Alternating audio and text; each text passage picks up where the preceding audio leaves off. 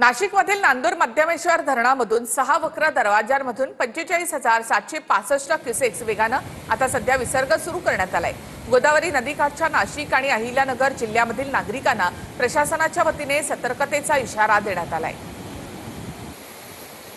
हे पाणी थेट नाशिकच्या निफाड तालुक्यातील नांदूर मध्यमेश्वर धरणाच्या पाणलोट क्षेत्रामध्ये दाखल होत असल्या कारणाने या धरणाच्या 8 वक्राकार गेटमधून हे पाणी जे तर ते 45,765 क्युसेक वेगाने पाणी गोदावरी नदी पात्रातून जायकवाडीच्या दिशेने सोडण्यात आलेलं आहे। आपण पाहू शकतात का या ठिकाणी या पाण्याचा जो तर रुद्ररूप आपल्याला पाहायला मिळत आहे आणि असाच पाऊस जर कंटिन्यू सुरू राहिला तर ह्या विसर्गामध्ये वाढ करण्यात येईल आणि त्याच्यामुळे ह्या गोदावरी नदी काठी असलेल्या गावातील नागरिकांनी गोदावरी नदी काठी जाऊ नये असा जो आहे तर तो प्रशासनाच्या वतीने सतर्कतेचा इशारा देण्यात आलेला आहे।